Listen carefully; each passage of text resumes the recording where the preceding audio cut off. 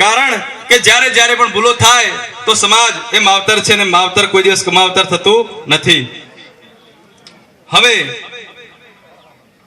જ્યારે માં 64 જોગણીના રથયાત્રા ભ્રમણની વાત હોય, માં 64 જોગણીના ભવ્યાતિ ભવ્ય મંદિર બનાવવાની વાત હોય અને એ વાતની અંદર મારો રાવળદેવ સમાજ આટલા ઉત્સાહભેર ઉમટી પડ્યો હોય તો અમારી એક પ્રામાણિક ફરજ છે કે અમે આ સમાજ 3 વાર કેમ તેડાવ્યો, આ સમાજ અમે કેમ ભેગો વારંવાર કરીએ છીએ એ સમાજની પણ જાણ કરવી અમારી ફરજ છે. કારણ કે એક વ્યક્તિ 1,000 રૂપિયાનો દિવસ ભાગીને આવે છે તો કદાચ 1,000 માણસ ગણી લઈએ તો પણ સમાજને આજે 10 લાખ રૂપિયાનું નુકસાન થયું છે. તો એ નુકસાન નહીં પણ કંઈક લેખે લાગે. એ જે ખર્ચો કર્યો છે, ગાડીઓ વાહન લઈને આવ્યા છે, એ ખર્ચો લેખે લાગે. એના માટે અમે શું કરવા માંગીએ છીએ જાણવું તમારે જરૂરી છે. કારણ કે અમે તમને સમજાવી નહીં શકીએ કે અમે શું કરવા માંગીએ છીએ તો તમે આ કાર્યમાં સામેલ થવાના નથી. જો અમે તમને સમજાવી શકીશું તો જ તમે આ કાર્યમાં સામેલ થવાના છો, અને જો તમે આ કાર્યમાં સામેલ થશો તો અને માત્ર તો જ આ કાર્ય સફળ થશે, બાકી આ કાર્ય સફળ થશે નહીં. બરાબર? કારણ કે ઘણી સમાજની સભાઓ અમે પણ જોઈ છે અને આખા દિવસ સરસ મજાની વાતો થાય છે, પણ સાંજે આપણે ઘરે જઈએ એટલે 80% આપણને યાદ પણ નથી હોતું. જેમ એક ખરાબ ઉદાહરણ તો નથી આપ્યું, પણ આજે માં જોગમાયા રાવળદેવ ફાઉન્ડેશનની વાત હોય તો એના વિશે વાત કરીએ કે જ્યારે માં 64 જોગણીના રથયાત્રાના ભ્રમણનો વિચાર આવ્યો ત્યારે અમારા મંડળમાં રજૂ કર્યો. બધાની એવી લાગણી હતી કે આપણું જો મંડળ આ કાર્ય કરતું હોય તો આપણા મંડળના નેજા નીચે આ કાર્ય કરવું જોઈએ. મારો રાવળ સમાજ મંડળના યુવાનોએ નિર્ધાર કર્યો કે મહેનત આપણી પણ નામ સમાજનું, અને આ સમાજ આપણને સાથ સહકાર આપશે અને આ સમાજના નામે અને આ સમાજ થકી રાવળદેવ સમાજના એક મંડળ થકી એક પણ વ્યક્તિ, એક પણ આગેવાન આ કાર્યની અંદરથી બહાર ના રહી જાય એના માટે આપણા મંડળનું નામ રાખવું નથી. અને અમે સમસ્ત રાવળદેવ સમાજ થકી આ જોગણી માતાના રથનું કાર્ય શરૂ કર્યું. અને જ્યારે જ્યારે પણ અમે કોઈ પણ વિસ્તારમાં ગયા તો આ જોગણીના એવા પ્રતાપ છે કે જ્યારે અમે કાઠિયાવાડ જતા હતા અને મૂડી ગામની અંદર મારી આખી લક્ઝરી ભરીને અમે ચા પીવા બેઠા, ચા પીને ઉભા થયા, પૈસા આપવા ગયા તો ખબર પડી કે ભાઈ પૈસા અપાઈ ગયા. અમારી લક્ઝરીમાંથી કોઈને આપ્યા નતા તોય પૈસા અપાઈ ગયા હતા. એમાં જગદંબાનો પ્રતાપ છે. કારણ કે મૂડી ગામનો એક રાવળ અમારી વાત સાંભળતો તો એને એમ લાગણી થઈ કે મારા સમાજના આટલા મહેમાનો મારા ઓગણે પધાર્યા હોય અનાયાસે તો એ મારી ફરજ છે. આ જોગણી અમને કેટલા સાચવે એની વાતો કરવા જવું તો કદાચ આજની આખી સભા ઓછી પડે. આ જોગણી અમને કેવા પુરાવા આપ્યા એની વાત કરીએ તો કદાચ અમે ગાંડા લાગીએ, પણ આ જોગણી જાગૃત થઈ છે અને મને જાગૃત કર્યા છે. વાતમાં કોઈ પણ શંકા નથી, અમને શંકા નથી, તમે પણ શંકા ના રાખશો.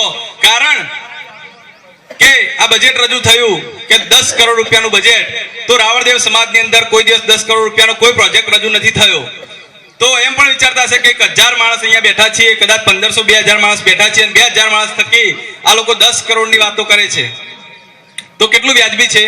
એવું તમારા અંદર ઘણા બધાના મનમાં પ્રશ્ન હશે, પણ એ પ્રશ્નનું સમાધાન કરવાની અમારી ફરજ છે અને પ્રશ્નનું સમાધાન અમે આજે જ કરીશું. તો આપણા જોગમાયાના કાર્યને લઈને જ્યારે નીકળ્યા સમાજે ભરપૂર અમને વધાવી લીધા. અમે કાઠિયાવાડનો પ્રવાસ કર્યો, નવપરગણાનો પ્રવાસ કર્યો, અમે દક્ષિણ ગુજરાતનો પ્રવાસ કર્યો, અમે ગુજરાતના ઉત્તર ગુજરાત સાબરકાંઠા, અરવલ્લી, પાટણ, મહેસાણા, કાઠિયાવાડ, ખારોપાટ, ચુવાડ, વઢિયાર, 282 લગભગ કોઈ પરગણો અમે બાકી રાખ્યું નથી. પણ કદાચ આવડું મોટું ગુજરાત છે, 33 જિલ્લા, 248 તાલુકા, 35 લાખનો આપણો રાવળ સમાજ અને 18,000 ગામડા હોય તો એક વ્યક્તિ સાથે એક વ્યક્તિ સામે અમે પહોંચી શકીએ નહીં. અને કદાચ કોઈ રહી ગયું હોય, કદાચ એવું બને કે આપણે આખા ગામમાં ફરી ગયા અને આપણા ગામના જ માણસો બાકી રહી ગયા હોય, એવું પણ બને.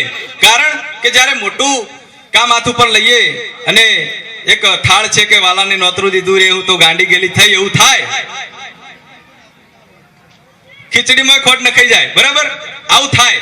તો એ તમારા મોટું મન રાખીને અમને નાના બાળક જાણીને માફ કરવાના છે અને અમારી બાળકોની ભૂલ ના થાય એના માટે અમારા જોડે વડીલોની આખી ટીમ પણ છે. એવું નથી અમે એકલા બાળકો જ છીએ, પણ તે છતાંય આટલું મોટું કાર્ય છે એટલે કોઈને કદાચ કોઈ મન દુઃખ થાય થયું હોય તો ભૂલી જજો, માફ કરજો, અને અમારા સામે નહીં, માં જગદંબા સામે દૂર રાખજો. અને જો કદાચ અમારી વાત ના માનતા હોય તો ઘેર જઈને પાઠ ઢાળીને માં જગદંબાને દોઢ લઈ લેજો. અને માં જોગણી જો તમને રજા હાલતી હોય તો આ કાર્યમાં સામેલ થજો. અને જોગણીને અમને વિશ્વાસ હશે અને અમને જો જોગણી પર વિશ્વાસ હશે તો તમને દોઢ આપશે. તમે ભૂવા હશો કે નહીં હોય. બરાબર. હવે વાત કરીએ કે આપણું જે કાર્ય થવાનું છે તો કઈ રીતે થવાનું છે. માં જોગણીનું ભવ્યાતિ ભવ્ય મંદિર બનશે. 10 કરોડ રૂપિયાનો પ્રોજેક્ટ છે. એ પ્રોજેક્ટની અંદર જ્યારે આપણે 64 જોગણીના 64 સ્વરૂપની સ્થાપના કરવાના હોય. આજે આપણે રાવળદેવ સમાજ બેઠો છે તો મારે એક પ્રશ્ન કરવાનો મન થાય છે કે શિવજીએ જ્યારે રાવળદેવ ઉત્પન્ન કર્યા એ વાતને કદાચ કરોડો વર્ષ વીતી ગયા હશે. જે દિવસે શિવજીએ રાવળદેવ સમાજને માં જોગણી આપી, અક્ષય પાત્ર આપ્યું, એ દિવસે કદાચ આજે કરોડો વર્ષ થઈ ગયા હશે. અને 64 જોગણી માં ભગવાને આપી, પણ 64 જોગણીનું અસલ સ્વરૂપ કદાચ કોઈ રાવળદેવને આ સભામાંથી ખબર હોય.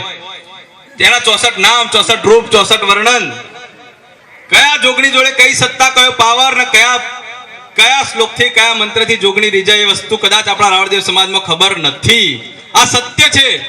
આપણી માને આપણે પારખી શક્યા નથી અને જાણી શક્યા નથી. અને જો તમને એવું લાગતું હોય કે મારી વાત ખોટી હોય તો તમે તાલી ના પાડશો. જો તમને લાગતું હોય કે વાત સાચી છે તો તમે તાલી પાડજો. 2-3 માણસોને જ લાગે છે કે આ વાત સાચી છે. આ જોગણીને આપણે જાણી શક્યા નથી. આ જોગણીને આપણે જાણવાની છે, એના જોડે આપણે દૂર કરવાનું છે. અને માને આપણે વિનંતી કરવાની છે કે માં, આજે તારા દીકરા અમે ભેગા થઈને તને ટવકો કરીએ છીએ. માં તું આય, માં જોગણી તું આય. તારા માટે અમે બેસણું કરીએ. અમને જેવું આવડશે, જેવું ફાવશે એવું બનાવીશું. માં જોગણીનો જેવો દૂર હશે, માં જોગણીનો જેવો આશીષ હશે એવું બનાવીશું. અમને તો ખબર છે કે માના આશીષમાં કદી ખોટ પડવાની નથી. અને આ મારા રાવળદેવ સમાજના અંદર આવા ઘણા ભામાશાઓ હજુ અમે નીકળ્યા પણ નથી. તે છતાંય પણ સામે ચાલીને જ્યારે અમે એક દિવસ અમદાવાદમાં રથ જોવા માટે ગયા હતા, નાંદેજમાં, યુસુફભાઈ સાહેબ નથી હતો, મારા ઉપર ફોન આવ્યો.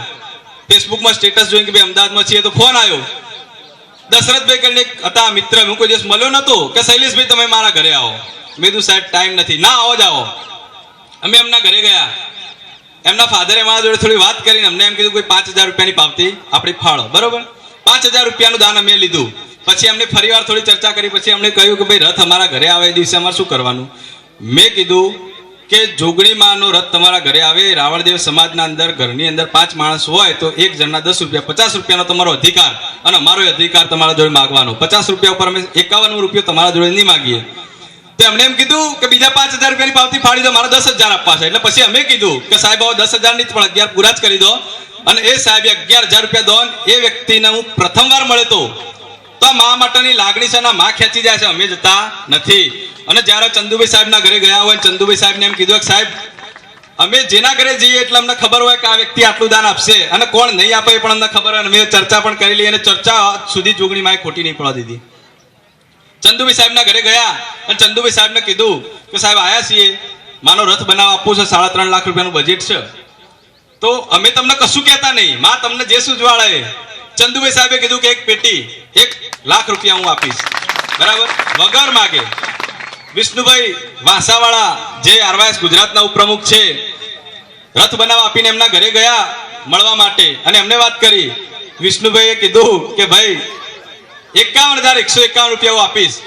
તો પૈસાનો કોઈ સવાલ જ નથી. આ પૈસાનો સવાલ નથી. આનું બીજું તમને ઉદાહરણ આપું કે આપણે વ્યક્તિ દીઠ 10 રૂપિયા ભૂખે મરતો હોય, ભીખ માગીને ખાતો હોય, એના 10 રૂપિયા લેવાના છે. ભલે ઉસીના લઈને આપે, 10 રૂપિયા કોઈના છોડવાના નથી. તો આપણો 35 લાખનો રાવળ સમાજ ઘેર ઘેર જોગણી જશે.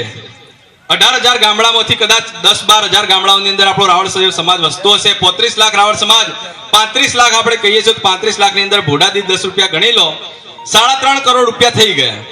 જમીનના અને માના મંદિરના પૈસા આવી ગયા. હોસ્પિટલ બનાવી કે ના બનાવી, ધર્મશાળા બનાવી કે ના બનાવી, શાળા બનાવી કે ના બનાવી, એ બધું માં જોગણીના હાથમાં છે. અને અમે સપનું ઊંચું જોયું છે. જોગણી એમને કીધું કે કોઈ દિવસ નીચું જોઈને ચાલતા નહીં. હું તમે કોઈ દિવસ પાછા તમને નહીં પડે. હું જોગણી કહું છું ને આવું. અને જોગણી 1000 વખત કહી ગઈ છે અને એટલા માટે અમે પાછા પડતા નહીં. સામા વાવાઝોડા ઘણા આવે, ઘણા પૂર આવે, પણ તે છતાંય અમને જોગણી ઉપર અમને વિશ્વાસ. માણસોનો માએ કીધું કે સમાજ તમારી સાથે ચાલશે, તમે કહેશો એમ કરશે, પણ તમે માણસોનું કેવું નહીં પણ માતાનું કેવું કરજો. અને માતાના કહેવા પ્રમાણે ચાલ્યા છીએ. એનું આ પરિણામ છે કે આજે અમારી ભવ્ય સફળતા સુધી અમે પહોંચી શક્યા છીએ. તો આ જોગમાયા ફાઉન્ડેશન વિશેની મેં થોડી વાત કરી, આપણા રથ ભ્રમણ વિશેની વાત કરી, તો હવે એક પ્રશ્ન એવો પણ થાય કે આ લોકો વાત કરે છે, લગભગ ઘણા બધાના બાઉન્સર જ જતા હશે. એનું કારણ છે કે 10 કરોડ રૂપિયાની પહેલી તો વાત, આપણા સમાજ ગરીબ સમાજ, આપણા સમાજમાં ઘણા બધા ઘર પરિવાર ખૂબ ગરીબ છે અને 10 કરોડ રૂપિયાની વાત નહીં, અમારે પાછું સમાજ બહારનો રૂપિયો નહીં લેવાનો. એટલે કદાચ અમુકના ગળે નહીં પણ ઉતરતી હોય, જેને જોગણી પર વિશ્વાસ હશે એને તો ગળે ઉતરી ગઈ હશે, પણ કદાચ જો કોઈના મનમાં શંકા હોય કે આ કાર્ય કઈ રીતે પાર પડશે, 18,000 ગામડાઓમાં લોકો કઈ રીતે ફરશે, કોણ 2 વર્ષ સુધી રજા મૂકશે, કોણ માના સાથે સાથે ફરશે, કોણ એની સેવા કરશે, કોણ એની પૂજા કરશે, કોણ આમને જમાડશે, કોણ આમને રાતવાસો કરાવશે, કોણ આમને રક્ષા કરશે, આ રથ લઈને ફરશે, કદાચ એમના જોડે પૈસા હોય, કોઈ ચોર લૂંટારાનું ગામ આવી જાય તો આ લોકોનું શું થશે, આવું કોઈનો પ્રશ્ન કદાચ થતો હશે. પણ માં જોગમાયા સાક્ષી આપણું આયોજન એ પ્રમાણેનું હશે કે કોઈ દિવસ આ કાર્યની અંદર આયોજનમાં દોરાવાર પણ તમને ફરક જોવા નહીં મળે. કારણ કે અમે જે પણ કરીશું, અમે જે પણ બોલીશું એ બધું આ જગદંબા અમારા જોડે બોલાઈ રહેશે અને કરાઈ રહેશે. એના ઉપર તમે જોગમાયા જગદંબા ઉપર, જોગણી ઉપર વિશ્વાસ રાખજો. અમારા ઉપર વિશ્વાસ રાખતા નહીં, માણસ ઉપર વિશ્વાસ રાખતા નહીં, મા ઉપર વિશ્વાસ રાખજો. મા સાથે દૂર રાખશું. અને આ રથ જે ફરશે તો 2 વર્ષનો આપણો કાર્યક્રમ છે. 2 વર્ષનો કાર્યક્રમ 64 જોગણી માતાનું મંદિર બનાવવા માટે રાવળદેવ સમાજ આપણામાં 64 જોગણીનો રથ લઈને પાલોદર મુકામથી નીકળશે અને 18,000 ગામડાઓમાં ફરશે. તો એ આયોજન માટે આપણે હજારો માણસોની જરૂરિયાત પડશે. એની અંદર વિવિધ કમિટીઓની જરૂરિયાત પડશે. એ કમિટીઓની અંદર તમારે રહેવાની જરૂરિયાત પડશે. આ કાર્યની અંદર તમે ખાલી સાથે શું કરશો તો આ કાર્ય પાર નહીં પડે. અને આ કાર્ય નહીં પાર પડે ને તો આ સમાજ બેઠવાની જવાબદારી અમારી, કોઈ જવાબદારી નહીં. આ કાર્ય કદાચ અધૂરું રહેશે તો દુનિયાની અંદર કોઈ દિવસ કોઈ રાવણનો દીકરો ઉભો નહીં થાય કે ચલો જગણીનું મંદિર બનાવીએ બધા ભેગા થઈને. કારણ કે જો અમને નિષ્ફળતા મળશે ને તો ભવિષ્યની અંદર કોઈની તાકાત નહીં થાય કે આ કામ લઈને નીકળે. બરાબર? એટલે ભૂતકાળમાં કોઈ દિવસ થયું નથી અને ભવિષ્યમાં કોઈ દિવસ થવાનું નથી. અને માએ તમને નિમિત્ત આપ્યું છે.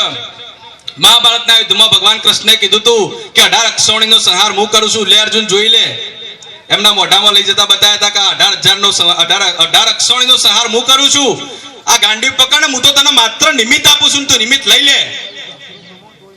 આ તને હું યશ કીર્તિ આપું છું, આ કીર્તિ તારા નસીબમાં છે. અને તે જે મહેનત તે પરિણામ આપ્યું એનું આ પરિણામ. તો એ જોગણી અને આ કૃષ્ણ બે એક જ છે. એ જોગમાયાના પ્રતાપે જ કૃષ્ણ ભગવાન સમગ્ર લીલાઓ કરતા હતા. એ જોગમાયા, અને તમારે કોઈ શ્રી કૃષ્ણ સિરિયલ જોયો તો ફરીવાર જોજો. એમાં કૃષ્ણ ભગવાન પોતે કબૂલે છે કે મારી યોગમાયાનો પ્રતાપ છે. શંકર ભગવાન પોતે કબૂલે છે કે યોગમાયાનો પ્રતાપ છે. યોગમાયા કોણ? આ જોગણી.